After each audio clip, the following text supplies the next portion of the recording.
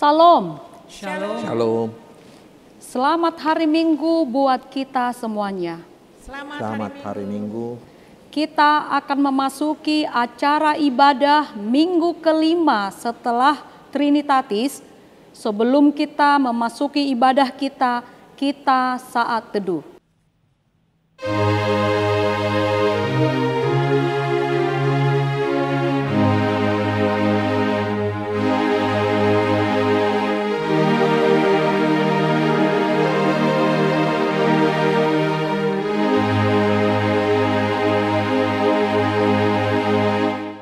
Amin.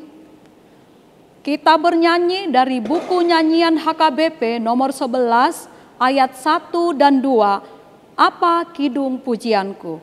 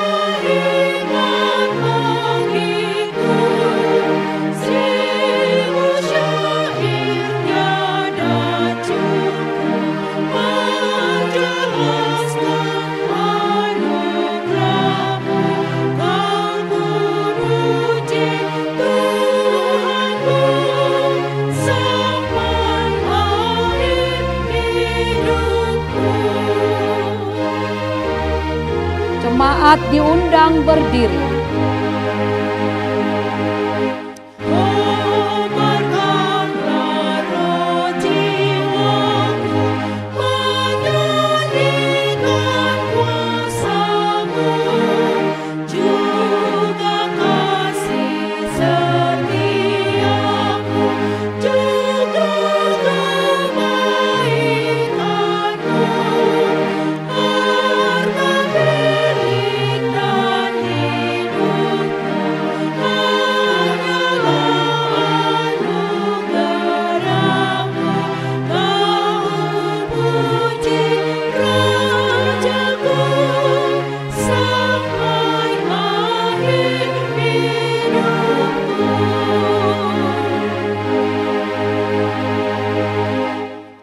Di dalam nama Allah Bapa dan nama anaknya Tuhan Yesus Kristus dan nama Roh Kudus yang menciptakan langit dan bumi. Amin. Hai manusia, telah diberitahukan kepadamu apa yang baik dan apakah yang dituntut Tuhan daripadamu selain berlaku adil, mencintai kesetiaan, dan hidup dengan rendah hati di hadapan Allahmu. Haleluya. Haleluya. Haleluya. Haleluya.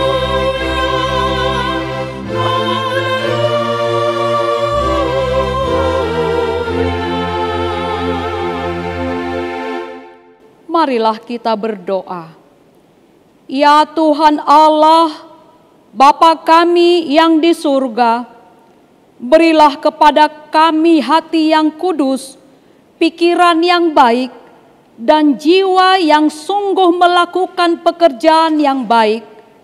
Berilah kami damai agar kami merasa aman dan tenteram di dalam perlindungan-Mu. Kiranya kami senantiasa berpegang pada firman-Mu dalam menghadapi musuh-musuh kami. Jaga dan kuatkanlah kami di dalam Yesus Kristus Tuhan kami. Amin. Jemaat dipersilahkan duduk. Kita bernyanyi dari buku nyanyian HKBP nomor 697 ayat 1. Jika aku ikut Tuhan.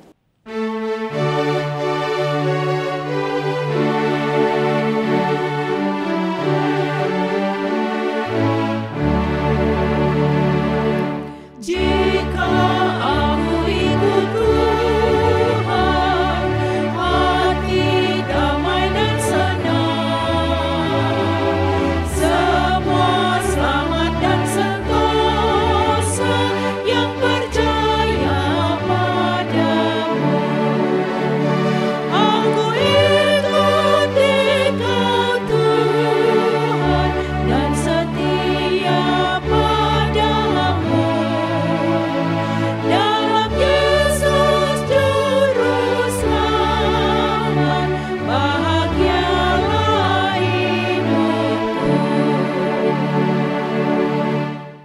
Marilah kita mendengar hukum Taurat Tuhan untuk hari Minggu ini, dari hukum Taurat ke-5 hingga hukum Taurat ke-10.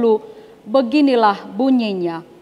Hukum Taurat ke-5, hormatilah bapa dan ibumu, agar engkau berbahagia dan lanjut umurmu di bumi yang diberikan Allah kepadamu. Hukum Taurat ke-6, jangan engkau membunuh. Hukum Taurat yang ke-7, jangan engkau berzina. Hukum Taurat ke-8, jangan engkau mencuri. Hukum Taurat ke-9, jangan engkau berdusta. Hukum Taurat ke-10, jangan engkau mendambakan akan rumah sesamamu. Jangan engkau mendambakan akan istrinya atau pembantunya laki-laki maupun perempuan, ternaknya, atau segala sesuatu milik mereka. Demikian hukum Taurat Tuhan. Marilah kita memohon kekuatan dari Tuhan untuk melakukan hukumnya. Ya Tuhan Allah, kuatkanlah kami melakukan yang sesuai dengan hukum-Mu. Amin. Mari kita bernyanyi dari buku nyanyian HKBP nomor 388 ayat 2 dan 4, pikir dulu.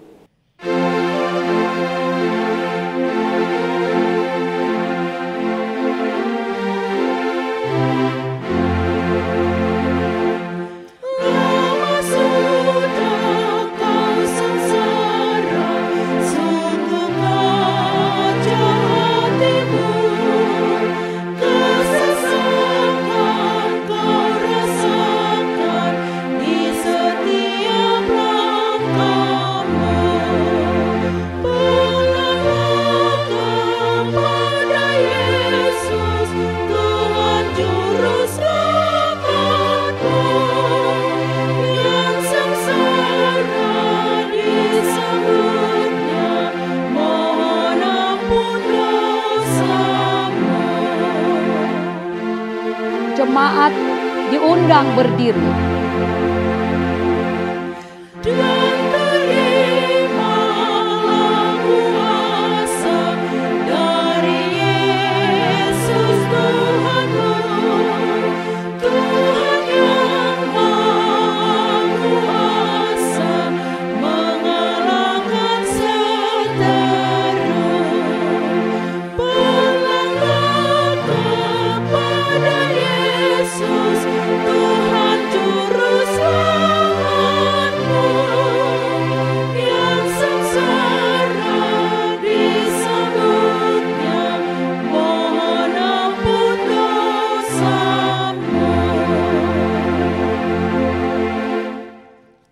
Marilah kita merendahkan hati, mengaku dosa-dosa kita, kita berdoa. Ya Tuhan Allah Bapa, Tuhan kami Yesus Kristus, Engkaulah Allah yang Maha Kuasa pencipta segala sesuatu. Engkau adalah adil menghakimi semua orang. Kami datang kepadamu mengaku segala dosa kami yang kami lakukan karena melanggar hukum-Mu, baik melalui perkataan kami yang tidak benar, maupun karena nafsu keinginan duniawi yang selalu mempengaruhi kami. Kami patut mendapat murka Tuhan akibat dosa kami itu. Tetapi Engkau adalah Tuhan pengasih dan penyayang.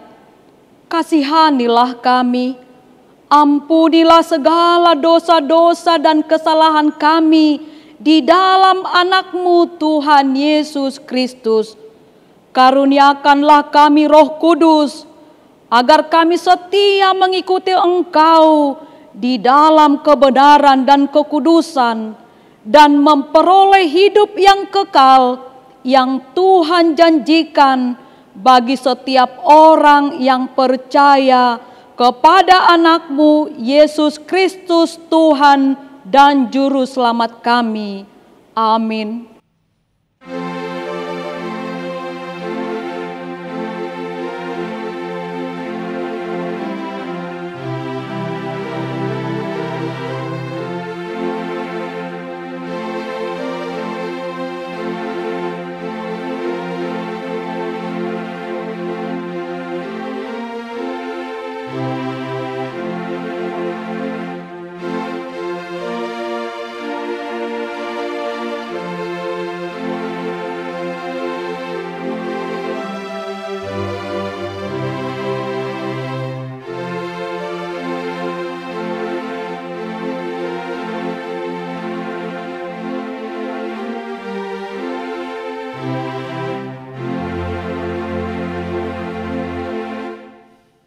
Marilah kita mendengarkan janji Tuhan tentang pengampunan dosa.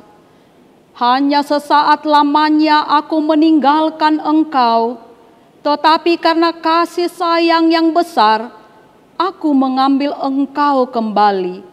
Dalam murka yang meluap, aku telah menyembunyikan wajahku terhadap engkau sesaat lamanya. Tetapi dalam kasih setia abadi, aku telah mengasihi engkau, firman Tuhan penebusmu. Kemuliaan bagi Allah di tempat yang maha tinggi. Amin. Jemaat dipersilahkan duduk. Kita bernyanyi dari buku nyanyian HKBP nomor 467 ayat 1, Ku memuji anugerahmu.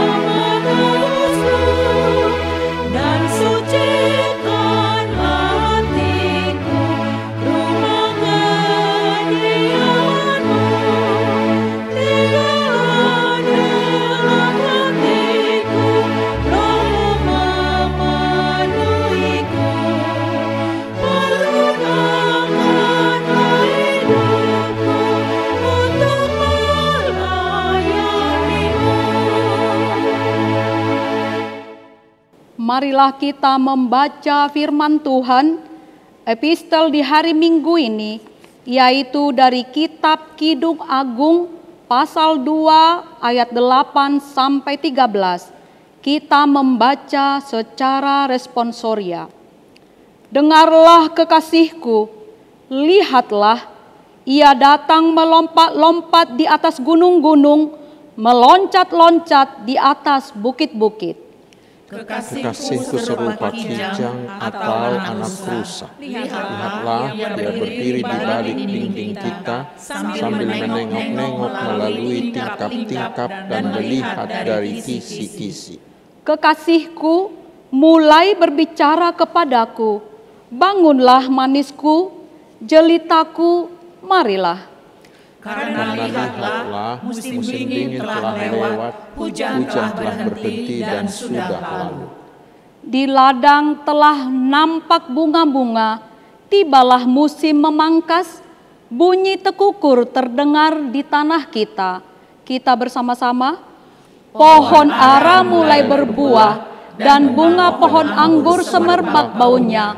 Bangunlah manisku, jelitaku, marilah. Demikianlah pembacaan firman Tuhan.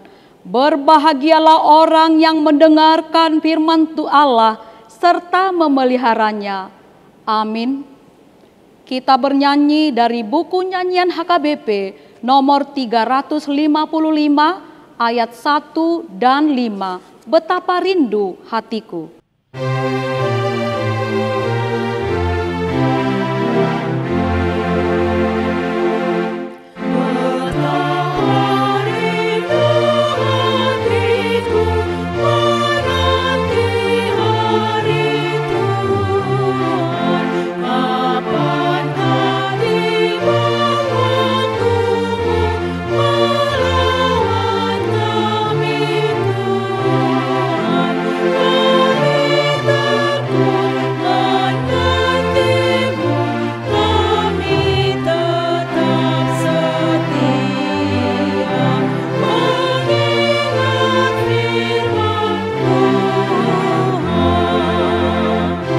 Jemaat diundang berdiri.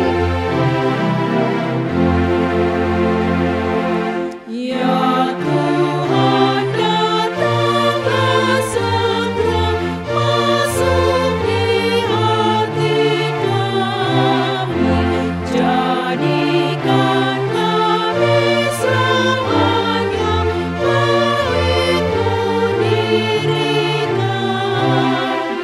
Sempurnalah kesukaan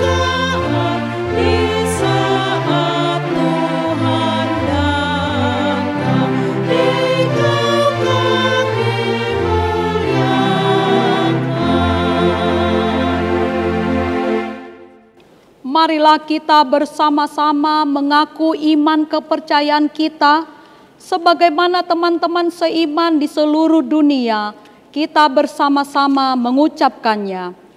Aku percaya kepada Allah, Bapa yang Maha Kuasa, Khalik langit dan bumi. Aku percaya kepada Yesus Kristus, Anaknya yang tunggal, Tuhan kita, yang dikandung daripada Roh Kudus, lahir dari anak darah Maria, yang menderita sengsara di bawah pemerintahan Pontius Pilatus, disalibkan, mati dan dikuburkan, yang turun ke dalam kerajaan maut, pada hari yang ketiga, bangkit pula dari antara orang mati, naik ke surga, duduk di sebelah kanan Allah, Bapa yang Maha Kuasa. Dari sana akan datang kelak untuk menghakimi orang yang hidup dan yang mati. Aku percaya kepada Roh Kudus dan adanya satu gereja yang kudus dan am, persekutuan orang-orang kudus, pengampunan dosa, kebangkitan daging, dan hidup yang kekal. Amin. Jemaat dipersilahkan duduk.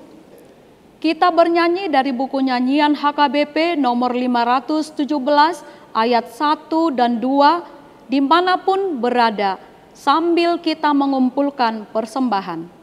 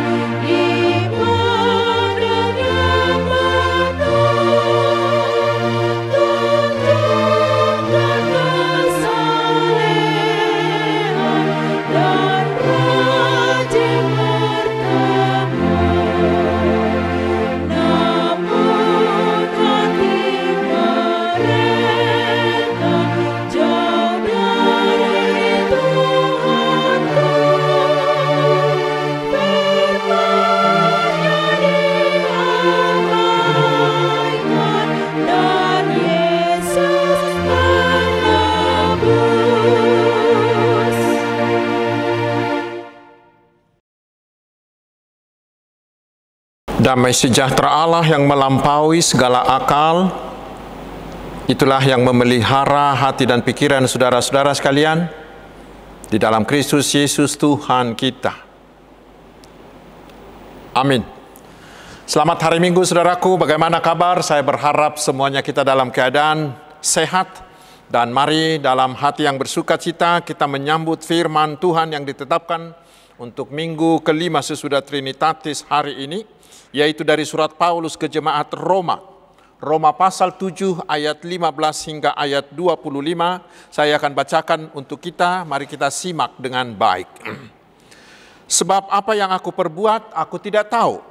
Karena bukan apa yang aku kehendaki yang aku perbuat. Tetapi apa yang aku benci, itulah yang aku perbuat. Jadi jika aku perbuat apa yang tidak aku kehendaki, aku menyetujui bahwa hukum Taurat itu baik. Kalau demikian, bukan aku lagi yang memperbuatnya, tetapi dosa yang ada di dalam aku.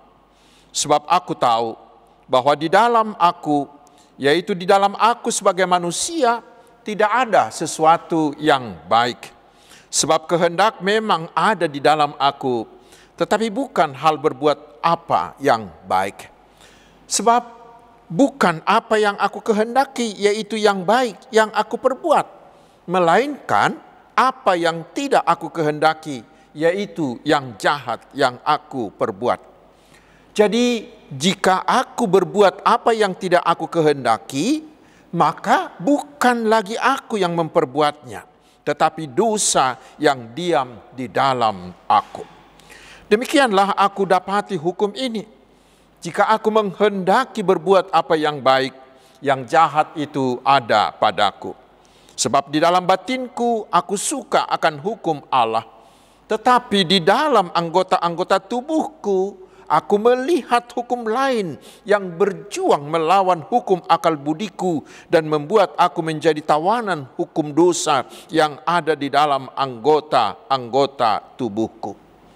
Aku manusia celaka. Siapakah yang akan melepaskan aku dari tubuh maut ini? Syukur kepada Allah oleh Yesus Kristus Tuhan kita. Demikian firman Tuhan.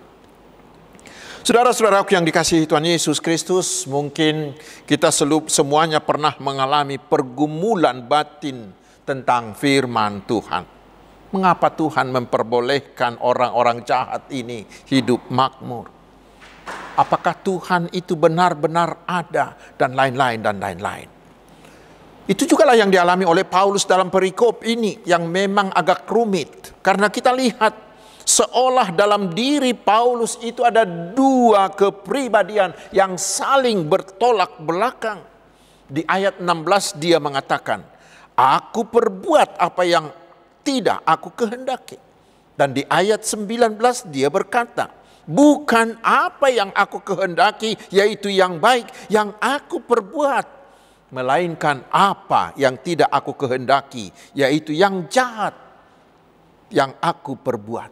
Dan di ayat 20 lagi dia katakan lagi, jadi jika aku berbuat apa yang tidak aku kehendaki, maka bukan lagi aku yang memperbuatnya, tetapi dosa yang ada di dalam aku. Dalam perikop ini Paulus benar-benar jujur mengakui bahwa dia mengalami pergumulan rohani. Saudaraku, walaupun perikop ini agak rumit, tetapi mari kita mencoba memahami apa sebenarnya pergumulan rohaninya si Paulus ini. Paulus mengatakan, setelah kita sudah percaya dan menerima Tuhan Yesus, maka kontrak kita dengan dosa itu sudah selesai dan kita terikat kontrak dengan Tuhan Yesus.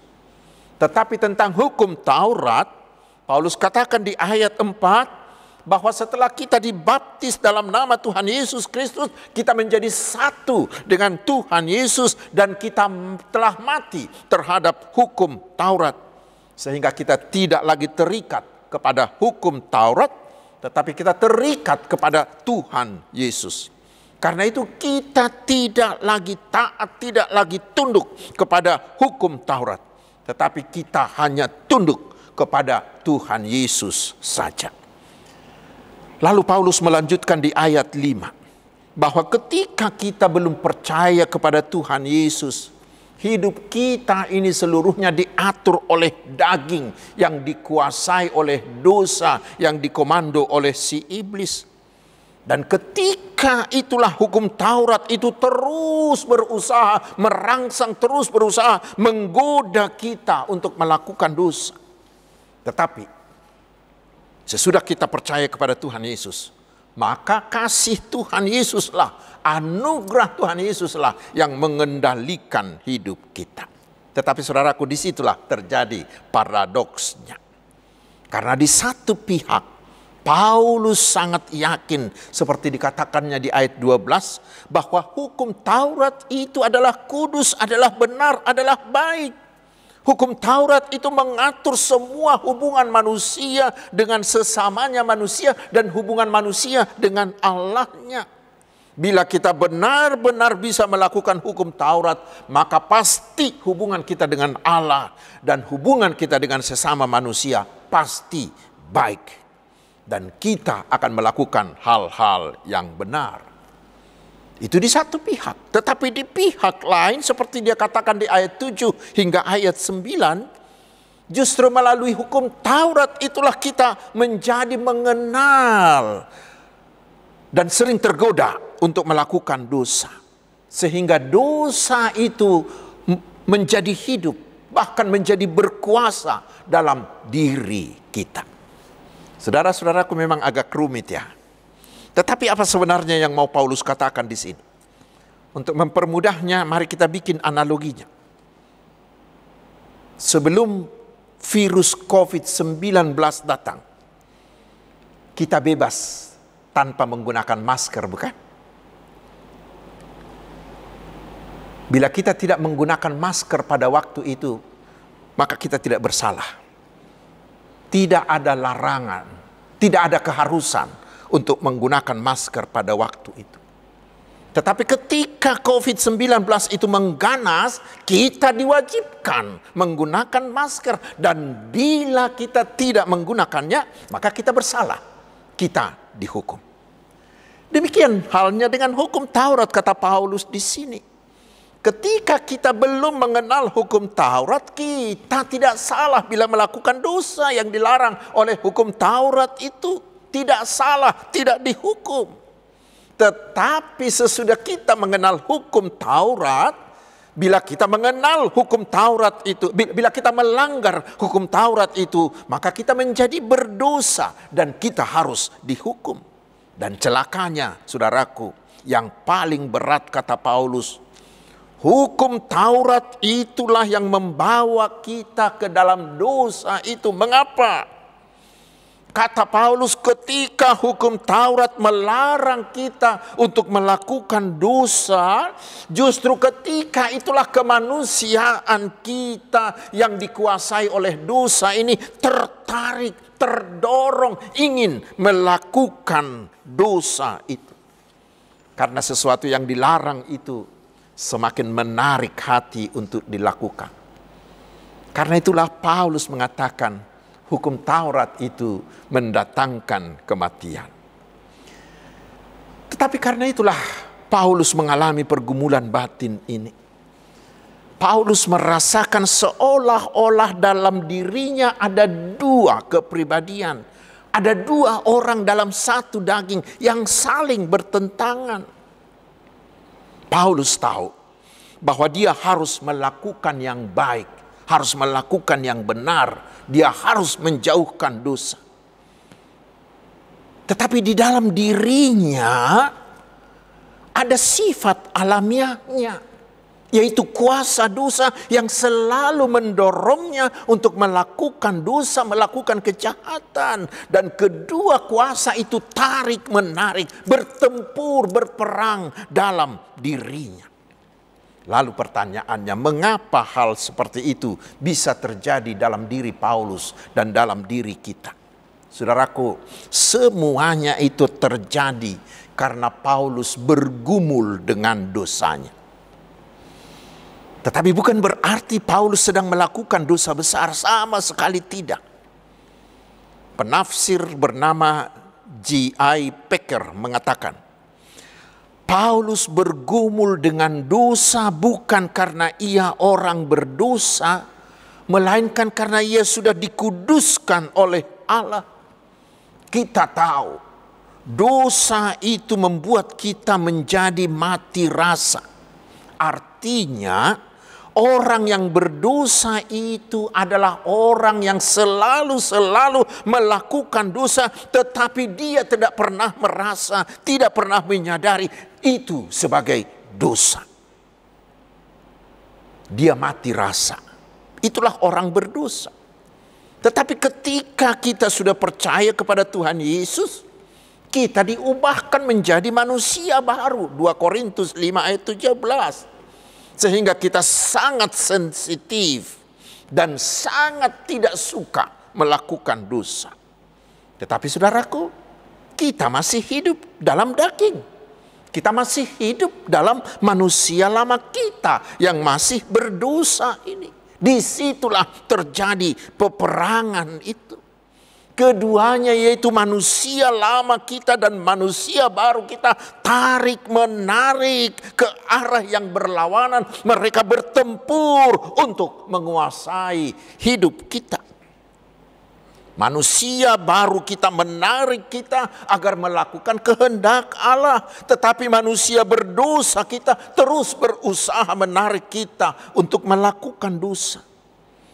Karena itu terjadilah apa yang dikatakan Paulus dalam nas tadi. Kita ingin melakukan kehendak Allah, tetapi kita juga ditarik untuk melakukan dosa. Disitulah pergumulan batin itu. Di satu pihak begitu kuatnya keinginan roh Paulus untuk hidup saleh, melakukan yang baik. Tetapi di pihak lain begitu kuatnya juga dagingnya berperan melawan rohnya.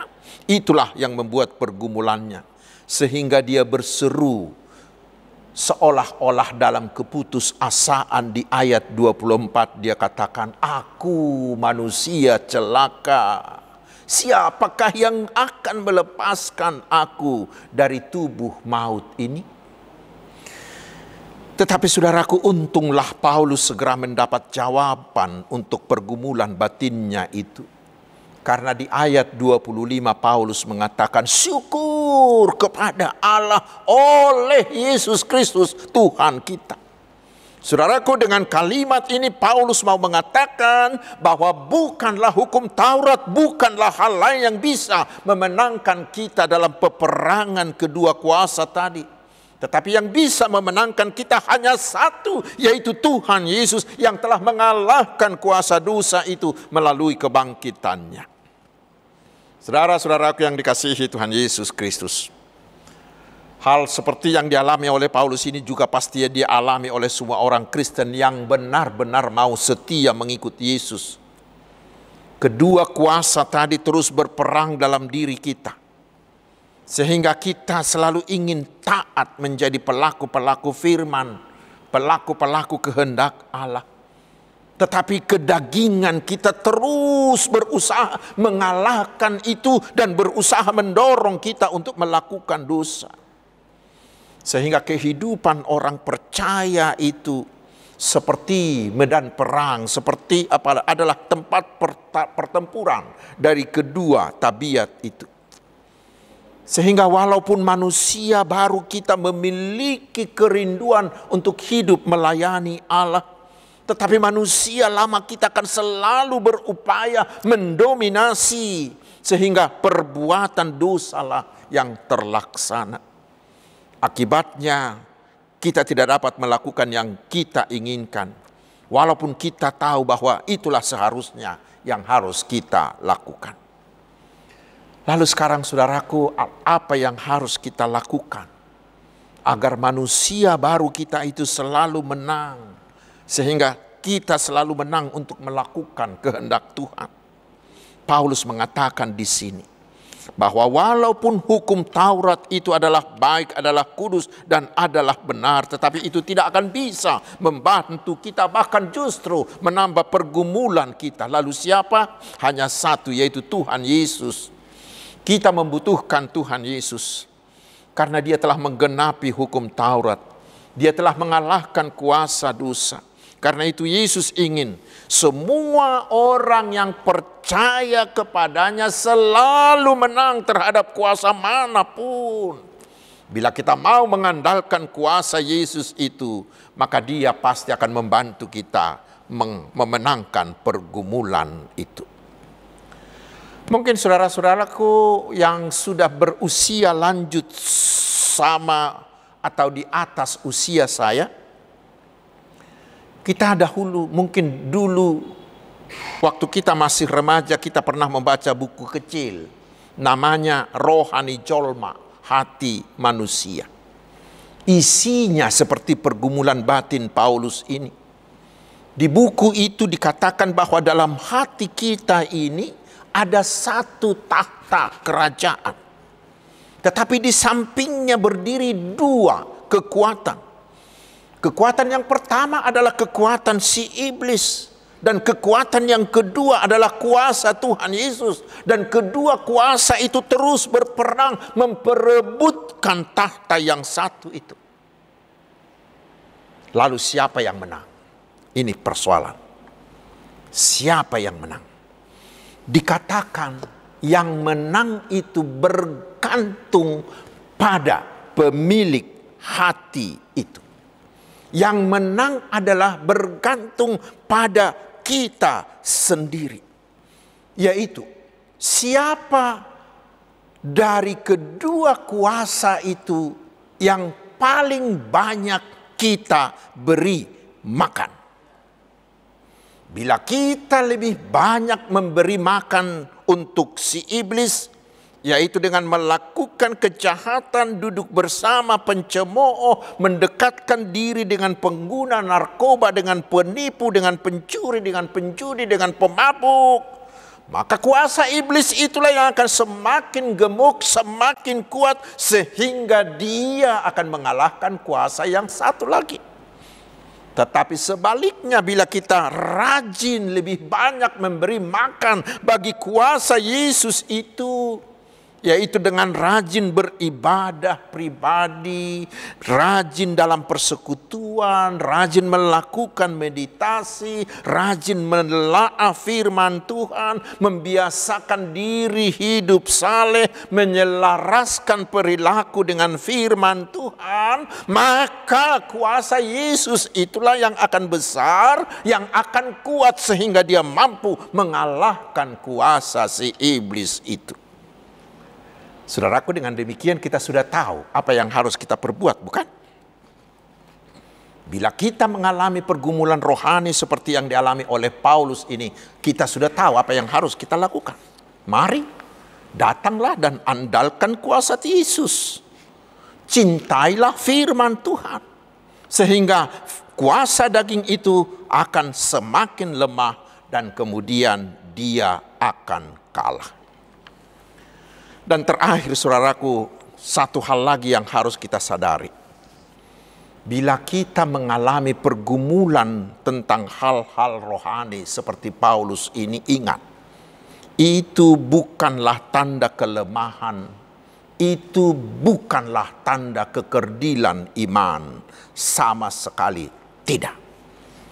Justru bila kita mau mempergumulkan iman kita, disitulah iman kita terus bertumbuh, semakin dewasa.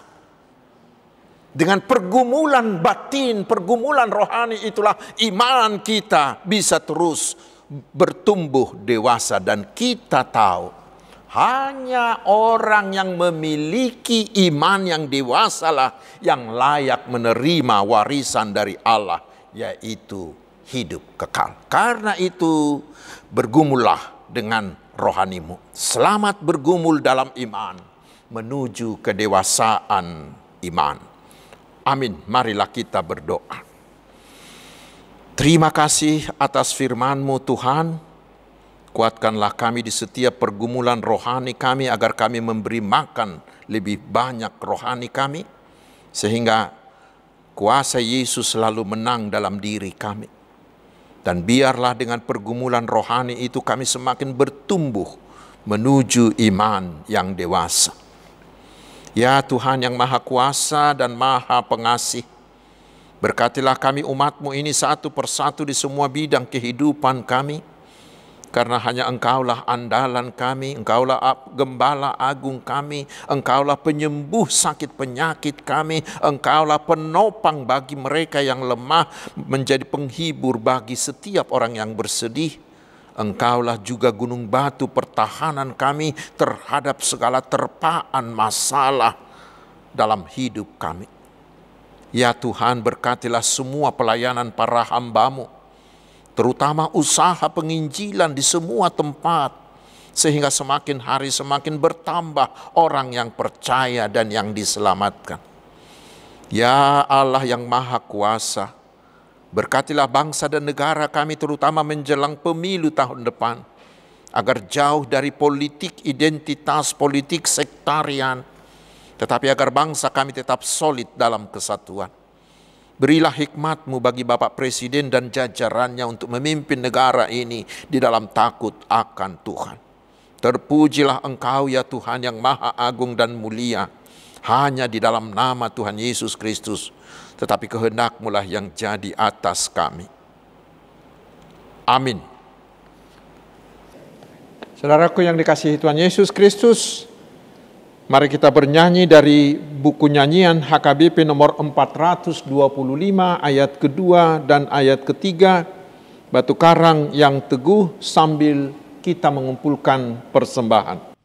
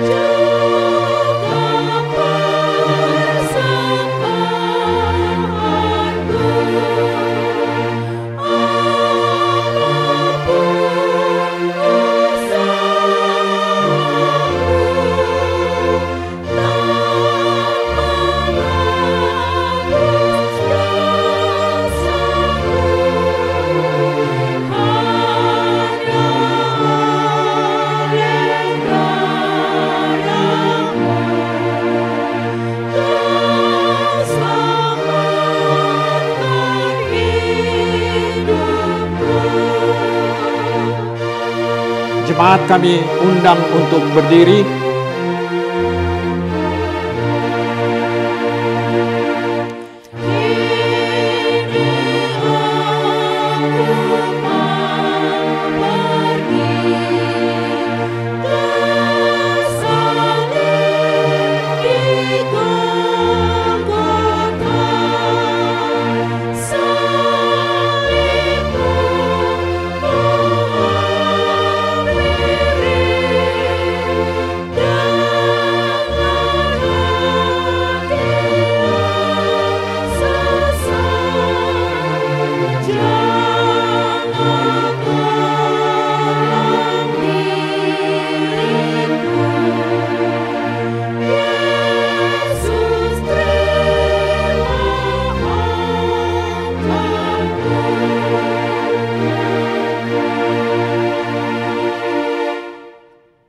Marilah kita menyerahkan persembahan ini kepada Tuhan, kita berdoa.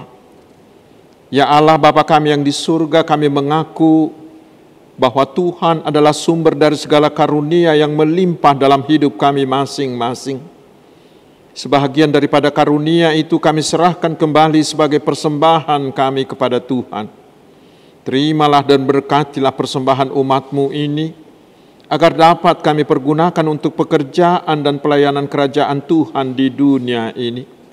Bukalah hati kami untuk mengenal betapa banyak berkat dan karunia yang kami terima dari Tuhan, supaya kami senantiasa bersyukur kepadamu. Di dalam nama Yesus Kristus Tuhan kami. Amin.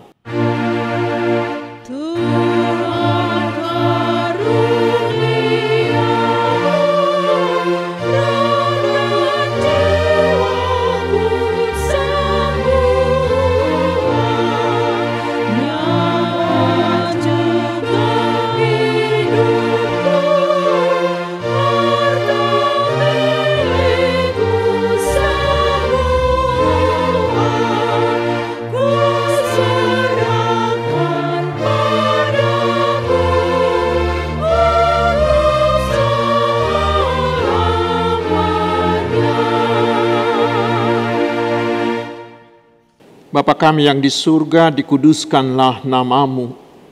Datanglah kerajaan-Mu. Jadilah kehendak-Mu di bumi seperti di surga. Berikanlah kami pada hari ini makanan kami yang secukupnya. Dan ampunilah kami akan kesalahan kami, seperti kami juga telah mengampuni orang yang bersalah kepada kami. Dan janganlah membawa kami ke dalam pencobaan, tetapi lepaskanlah kami daripada yang jahat.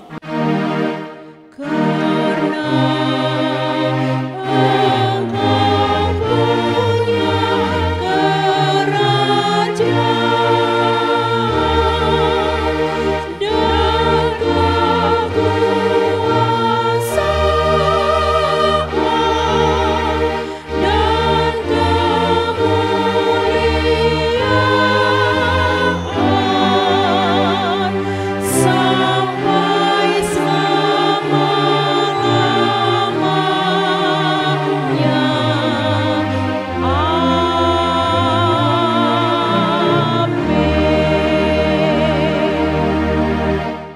Terimalah berkat Tuhan.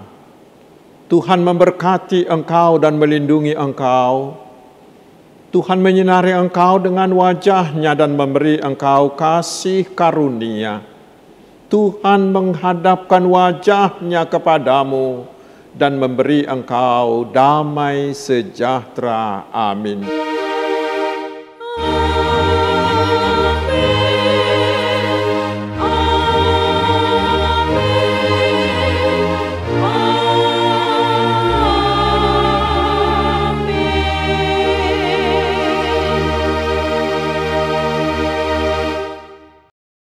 Selamat hari Minggu, Tuhan Yesus memberkati.